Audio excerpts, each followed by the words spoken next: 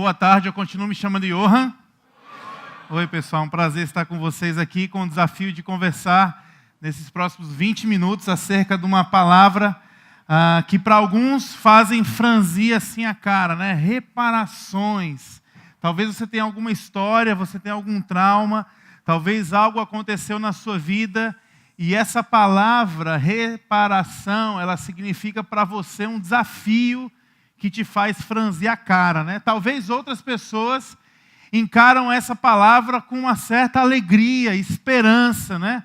Porque talvez você se encontre numa situação onde você deseja passar por um momento de reparar aquilo que foi quebrado ao longo do caminho. Mas antes de entrar na temática de reparação em si, eu queria refletir com vocês acerca de uma frase de um filósofo francês, e eu achei bem interessante esse homem chamado Chartier.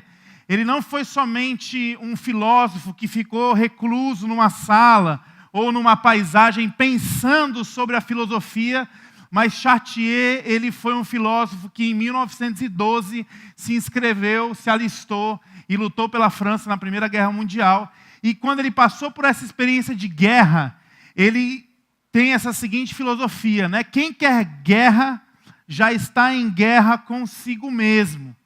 Eu não tenho como deixar de fazer uma abordagem, uma análise teológica com vocês, porque tem tudo a ver com o que nós estamos vivendo hoje. Efésios capítulo 2, Paulo traz um panorama que é bem interessante.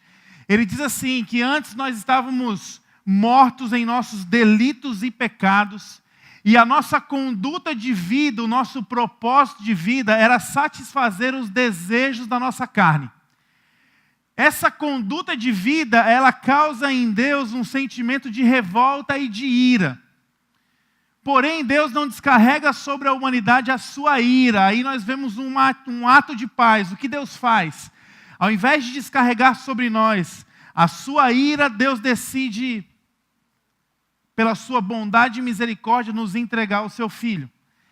E aí o seu Filho causa em nós, para com Deus, um processo de reparação e reconciliação. E aí o texto vai discorrendo, dizendo que com a vinda do Filho, com o exercício de paz e de reparação do Filho, nós seremos transportados para um local de paz, regiões celestiais. Então Deus se apresenta como aquele que tem um ato de paz, e esse ato de paz nos transporta para um local de paz. E Paulo discorre o seu texto e aí ele vai dizer que Jesus é a própria paz, é a pessoa de paz. E a função de Cristo, então, foi encerrar a guerra entre Deus e o homem. Encerrar a guerra entre o homem e o homem. E aí tem uma parte muito linda que diz assim, o muro de inimizade que havia entre eles, entre o homem e o próprio Deus, foi destruído pela pessoa de Jesus, né? Então a paz, ela é uma atitude de entrega. A paz, ela não se manifesta na forma de uma construção de cercas e muro, ela é exatamente o contrário. A paz vem para quebrar barreiras. E aí, o que Chartier está colocando aqui é exatamente isso. O homem, ele vive em guerra. Eu não pego em armas, eu não estou fardado, eu não me alistei, eu não estou pronto para lutar, eu não fiz nenhum treinamento, eu não estou com ímpeto no meu coração de matar ninguém, mas isso não exime o fato de que eu estou pronto, completamente pronto, para iniciar uma guerra. E aí nós estamos vivendo um momento, né, enquanto mundo, onde quando a gente pensa na palavra guerra, a nossa tendência é dar uma elevada no nosso pensamento e achar que guerra é um problema que está acontecendo entre nações, bandeiras, políticas, ideologias, né? Pessoas, autoridades, e nós não temos nada a ver com essas coisas. Eu gostei dessa charge, né? Me perdoe caso isso te escandalize, mas porque essa charge me remete exatamente à essência. O homem não está em guerra quando ele está defendendo partido, ideologia, bandeira, nação. O homem está em guerra porque o homem decidiu virar as costas para Deus. Então é um problema muito mais de essência, né, do que, vamos pensar assim, de política.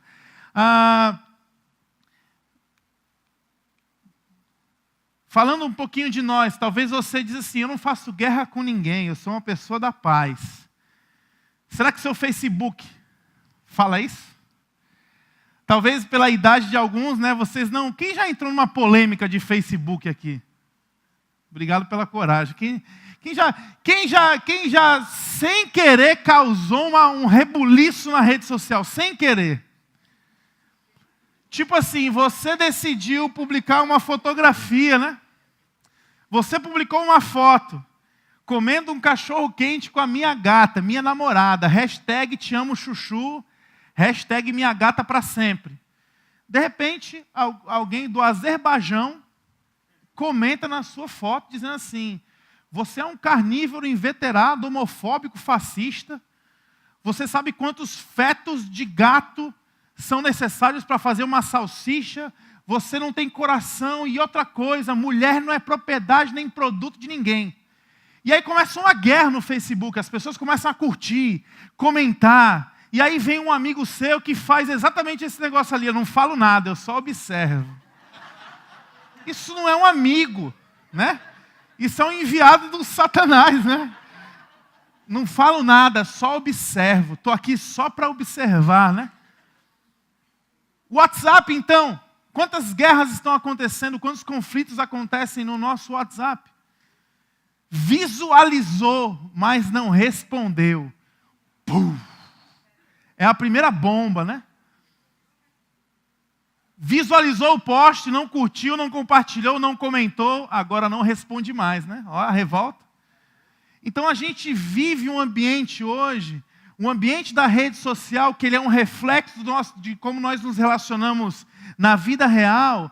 Ele é um ambiente completamente liberal. O Facebook nos pergunta todos os dias, o que você está pensando? Como se fosse um bom amigo. Cara, fica à vontade, fala o que você está pensando. Agora, porém, entretanto e todavia, se prepare para o que vai vir quando você decide usar dessa liberdade. Então nós vivemos hoje uma realidade que ela é completamente liberal, plural, certo? Mas ela é absolutamente polarizada. Se você disser assim, coloquei a minha blusa rosa para ir para a conferência do CR, alguém vai dizer, eu odeio rosa. Você devia ir de preto. E aí começa uma série de discussões. Então o nosso ambiente hoje é esse ambiente completamente plural, absolutamente polarizado e extremamente bélico. Nós estamos prontos para perder todos os nossos amigos, todos os nossos familiares, mas não perder a nossa piada. Como bons cearenses, como bons nordestinos, a brincadeira às vezes nos dá um ímpeto de ferir as pessoas e nem sequer perceber. E é dentro desse ambiente que guerras acontecem. É dentro desse ambiente que o conflito se apresenta. Existe uma outra frase de uma romancista inglesa chamada Agatha Christie, ela disse uma coisa muito interessante. Ganhar uma guerra é tão desastroso quanto perdê-la. Ganhar uma guerra é tão desastroso quanto perdê-la. Eu não sei se você é desse tipo de pessoa que diz assim, Johan, olha, eu dou um boi para não entrar numa confusão. Mas eu dou uma boiada para não sair dela. Eu sou o tipo de pessoa que eu não levo desaforo para casa. Então o que acontece? Muitas vezes, pequenas discussões, dissensões, divisões de cabeça, filosofia, pensamento, opiniões, elas tendem a aumentar porque todas as vezes que a diferença se apresenta, a nossa tendência é partir para um combate, onde nós estamos querendo prevalecer. Onde quando a discussão acontece, perde-se o objetivo de resolver o problema e ganha-se a missão de quem vai ganhar essa discussão. E aí quando nós partimos para isso, nós queremos vencer a todo custo. E aí vem o desrespeito, vem a gritaria, vem a agressão física. E o que essa mulher nos relembra aqui, né? Se você ganha de alguém numa briga, se você ganha de alguém numa discussão, isso é tão catastrófico, isso é tão triste, como para quem perdeu essa briga. Nessa dinâmica liberal, polarizada e bélica, nós temos um ponto em comum. Aquele que é ofendido e aquele que ofende numa briga, numa discussão, tem um ponto em comum: o rancor. O rancor é o ponto em comum de quem se envolve numa confusão. O rancor é o ponto em comum de quem se envolve numa briga. Aquele que ofende e aquele que foi ofendido está cheio de rancor. E o rancor é um sentimento que merece uma análise. Porque muitas vezes o rancor nos impede de produzir reparação. Aí eu queria pensar um pouco com vocês. Quem você atinge com o seu rancor?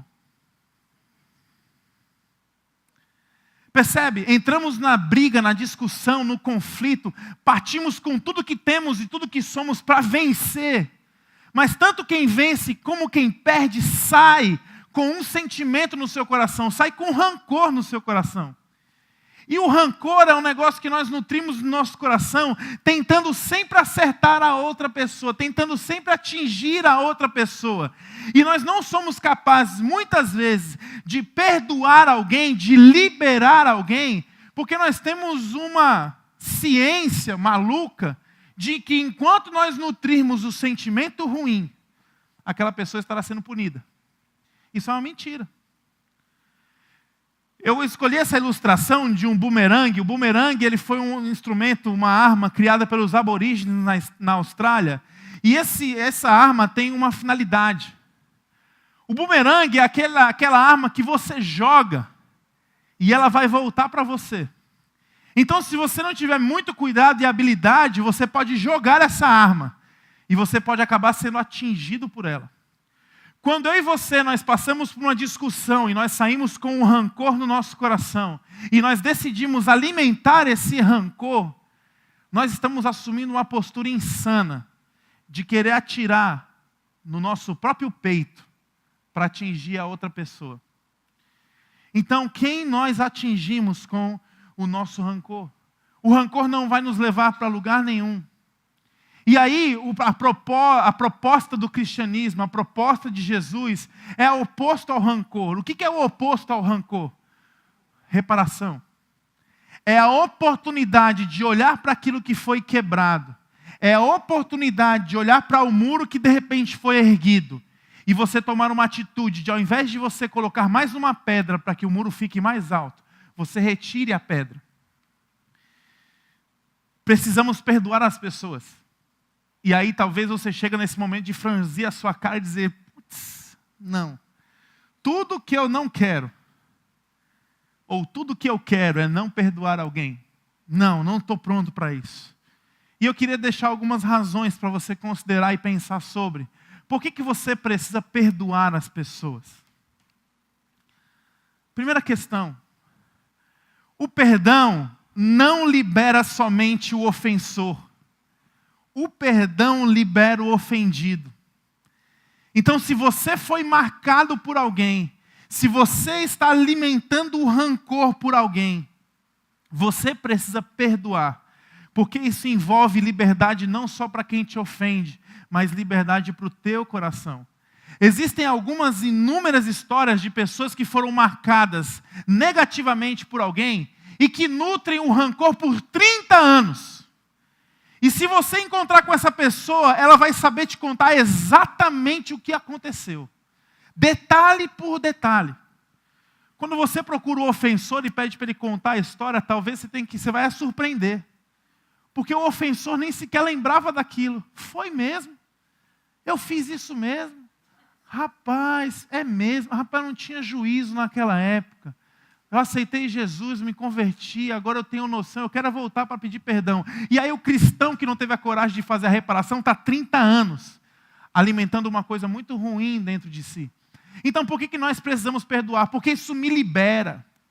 Não libera somente a quem me ofende. A outra questão é que todos nós precisaremos de perdão um dia. Todos nós precisaremos de perdão um dia. É engraçado, a gente acha que a gente nunca vai ferir aquelas pessoas que nós amamos. Pelo contrário, nossa tendência é ferir aqueles dos quais nós mais convivemos e mais amamos. Quanto mais você convive, quanto mais você ama, mais chance você tem de pisar no pé dessa pessoa e machucar essa pessoa. Então você vai precisar de perdão um dia. A Bíblia diz em Romanos 3:23 que todos nós pecamos. Todos nós somos falhos. Então talvez hoje você está no exercício de liberar o perdão para alguém, de fazer essa reparação com alguém, e você não está conseguindo, porque você está pensando só no outro. Pense um pouco em si. Isso vai te liberar, ponto 1. E você vai carecer de perdão, ponto 2. O ponto 3 é que nós já recebemos perdão. Nós já fomos perdoados. E aí aqui você pode pensar, Johan, eu não me lembro de nenhuma vez que alguém me perdoou. Não me lembro disso. Isso nunca aconteceu na minha vida. Colossenses 3:13, olha que texto lindo. Sejam amáveis e prontos para perdoar, jamais guardem rancor. Lembrem-se que o Senhor os perdoou, portanto, vocês devem perdoar os outros. Nós estamos aqui, envolvidos na graça de Deus, com a prerrogativa de que Ele está nos perdoando todos os dias. Então, porque eu fui perdoado por Deus, eu sou capaz de perdoar.